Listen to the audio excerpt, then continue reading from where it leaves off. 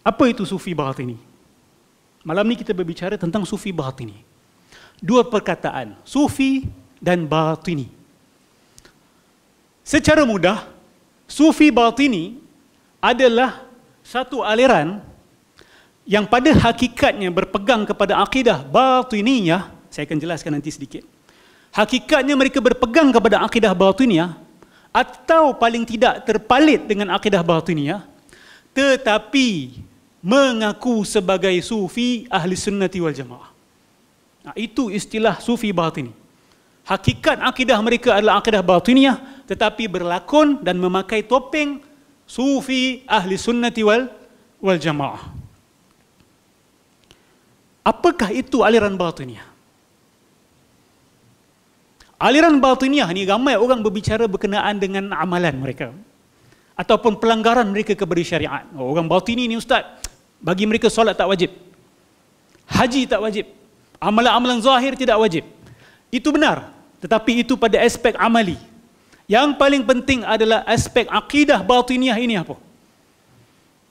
Dan ramai orang terlepas pandang, akidah teras batiniyah ini sebenarnya adalah ini. Saya minta Allah bantuan. Kerana apa? Sebab benda ni bukan benda simple. Ni cerita falsafah sebenarnya. Sebab tu bila belajar tasawuf, awak kena belajar falsafah juga, supaya awak tahu punca dan akar sebahagian pemikiran yang ada dalam tasawuf. You need to know philosophy also, bukan saja tasawuf. Ramai orang masuk dan terjun dalam tasawuf tanpa belajar falsafah. Jadi dia tidak tahu akar pemikiran-pemikiran yang ada dalam ilmu tasawuf. Sebahagiannya datang daripada falsafah sebenarnya. Apakah akidah teras batiniyah? Akidah teras batiniyah ini adalah dakwaan bahawa, okey, ini kena fokus Tuhan satu. Tetapi yang layak disembah ada dua. Tuhan ada satu. Yang layak disembah ada dua. Macam mana cerita ni ustaz? Saya kasih awak kiasan yang mudah untuk awak bawa balik. Ada matahari dan ada cahaya matahari. Ada matahari dan ada cahaya matahari. Matahari dengan cahaya matahari ni ada satu ke ada dua sebenarnya? Zat dia, hakikatnya. Satu ke dua? Dari segi zat satulah. Betul? Cahaya tu hanya pancaran daripada zat matahari itu. Mereka mendakwa begini. Adanya Tuhan dan Tuhan memancarkan diri dia. Pancaran pertama Tuhan itu yang dipanggil sebagai, kalau dalam istilah batiniyah dipanggil at-tali. Tuhan as-sabiq, pancaran Tuhan at-tali. Sabiq ni yang terdahulu, yang terdahulu, at-tali yang terkemudian. Dalam istilah sufi hari ini dipanggil sebagai al-haqiqah al-muhammadiyah. Saya akan jelaskan lebih lanjut kalau saya ada time. Saya cemburu dengan Ustaz Salman tadi, lama dia. Berapa lama saya ada ni sebenarnya? Okay. Baik. Allahumma salli ala Muhammad. Ni benda bukan ringan untuk difahami. Jadi saya minta kita bersabar sikit dan kita berikan perhatian. Yang terpancar daripada Tuhan itu dipanggil sebagai at-tali. Dan mereka ada satu akidah belik. Mereka kata bahawa as-sabiq itu, Tuhan yang pertama itu, dia tidak bersifat dan tidak bernama. Nah, ini kena faham betul-betul. Nanti awak akan faham apa maksud hu. Tuhan yang pertama itu tidak ada sifat, tidak ada nama. Awak tak boleh panggil dia ada, awak tak boleh sifatkan dia sebagai tidak ada. Awak tak boleh sifatkan dia sebagai penyayang, awak tidak boleh sifatkan dia sebagai bukan penyayang. Awak tak boleh sifat dia sebagai baik ataupun bukan baik. Dia tidak ada sifat, dia tidak ada nama. Dan segala sifat-sifat Tuhan itu adalah pada siapa? Pada yang kedua itu. Pada pancaran Tuhan itu. So segala sifat-sifat Ar-Rahman, Ar-Rahim, Al-Malik, Al-Qudus, As-Salam, Al-Mu'min, Al-Muhaimin adalah pada pancaran itu.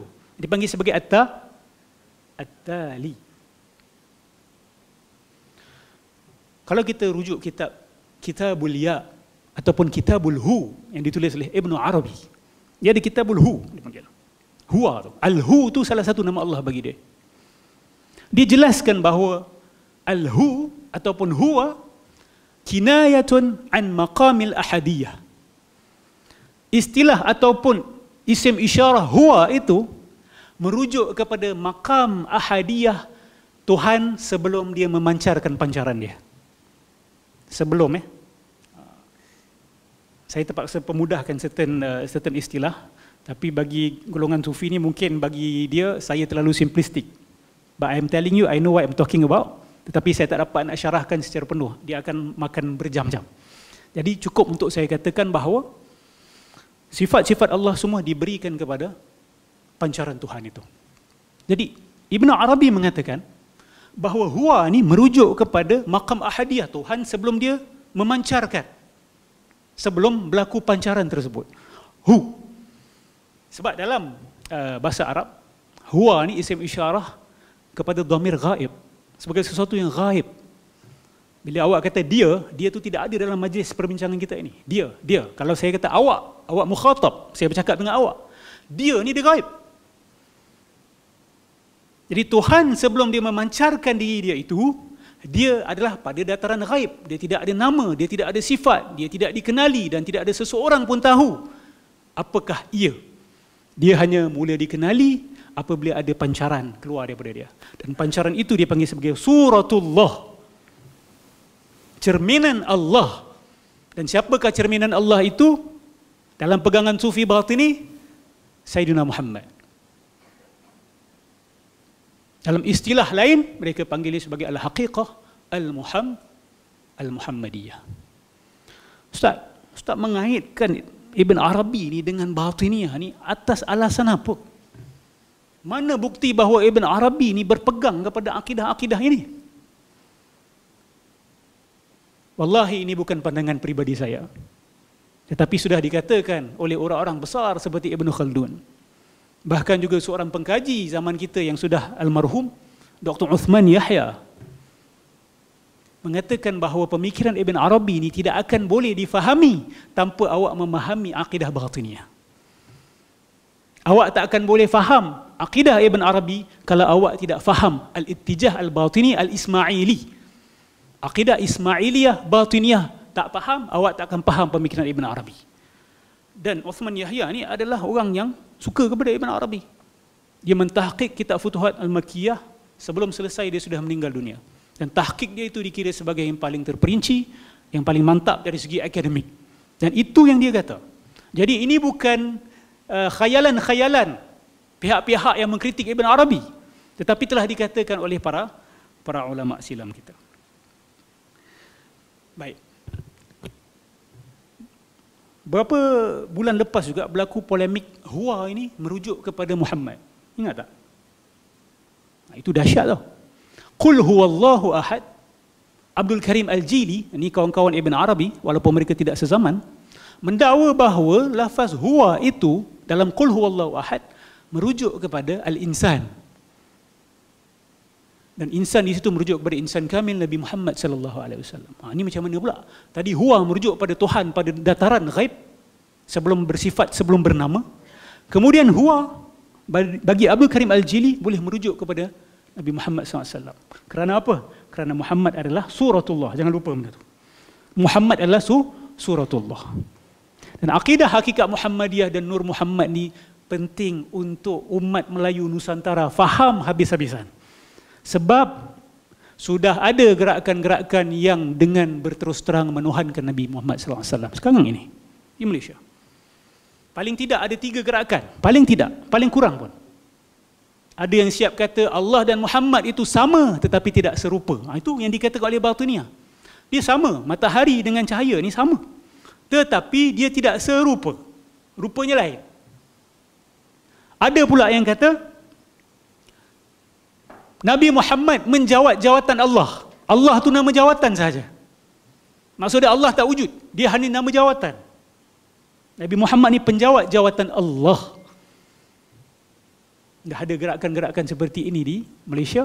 Dan gerakan-gerakan seperti ini berasaskan pemikiran hakikat Muhammadiyah, Nur Muhammad dan akidah wahdatul wahdatul wujud. Tadi Tok Mufti ada juga sebut tentang antah. Dalam kitab Al-Ya Ibn Arabi ni ada juga dia sebut al-anta, al-ana, al-anni, al-ka. Al-ka tu. Dan dia kata dhamir-dhamir ini sebenarnya dikumpulkan di dalam huwa. Dalam huwa ada semua dia kata. Sebab tu kita zikir dengan huwa. Sebab Tuhan pada dataran ghaib itu belum lagi berlaku penjelmaan. Jadi saya harap saya dah dapat paling tidak menjelaskan apakah perkaitan sufi batini dengan zikir hu ni. Tapi kalau tanya geng-geng tarikat, mereka pasti sebahagiannya akan tolak. Kata tak, ini bukan apa yang kami fahami dan bukan apa yang kami pegang. Sebab apa? Kita kata kamu taklid buta kepada guru kamu. Kamu tak cek pun. Kalau kita pergi kepada kita induk, kita akan jumpa akidah-akidah seperti ini. So ini bukan hanya isu amal, tetapi ada latar belakang akidah dan falsafah yang berat di belakangnya. Wallahu a'lam. Okey, terima kasih kepada Al-Fadhil Ustaz Nodrus yang telah menjawab apakah yang dikatakan dengan sufi batini dan kaitan lafaz hu tu. Jadi saya nak tanya sebelum Ustaz berhenti tu, dah boleh nak faham tu. Maksudnya hu tu merujuk kepada siapa sebenarnya? Hu tu hu Allah ke ataupun hu tu balik kepada Nabi Muhammad ataupun dia boleh bismillah, dia boleh merujuk kepada kedua-duanya sekali. Tetapi yang utama merujuk kepada Tuhan pada makam ahadiyah sebelum berlaku pancaran itu. Tuhan dan dirinya sahaja. Tanpa ada sifat, tanpa ada nama. Huwa, ghaib. Dan boleh juga merujuk kepada Muhammad. Sebab Muhammad itulah cerminan kepada huwa itu. Tak apa, ini dirakam kan. Alhamdulillah, kita berpeluang untuk lihat kembali. Bagi mungkin yang kurang faham, boleh tengok balik. Dan saya akui, ini adalah falsafah yang bukan mudah untuk difahami. Dengar sekali bukan kita boleh faham mudah. Kita kena dengar 2-3 kali. Tapi ini akidah yang besar sebenarnya di tanah Melayu ni. Wallahualam. Jadi bukan semata-mata khilaf fiqh sajalah dari sudut amalan, sama ada kita berzikir hu tu maksudnya kita menyebut Allah, tapi ada maksud hu tu sebenarnya merujuk kepada makam yang tersendiri yang pada pandangan ustaz memang tersasar lah. Ya, pada pandangan ustaz tersasar dari sudut akidah. Ya, boleh sila. Sebab apa kami katakan tersasar? Kerana dalam akidah Asy'ariyah wal Maturidiyah, mana boleh kita katakan Tuhan pernah pada satu ketika tidak bersifat tidak bernama. Allah bersifat Al-Khaliq, Allah bersifat Ar-Rahman, Allah bersifat Ar-Rahim sebelum adanya penciptaan sekalipun. Tidak ada istilah di dalam akidah Asy'ariyah yang mendakwa bahawa pada satu tahap, pada satu ketika Tuhan tidak bersifat tidak bernama. Ini bukan akidah Asy'ariyah. Ini akidah batiniyah sebenarnya. Akidah batiniyah. Tidak percaya apa saya cakap, rujuk apa yang Imam Al-Ghazali sebut di dalam Fadail Al-Batiniyah. Apa yang disebutkan oleh Syahrastani, Abdul Qahir Al-Baghdadi, semua yang cerita tentang firaq, dia akan cerita tentang batiniyah, dan inilah antara ciri utama ajaran batiniyah ni. Wallahu a'lam.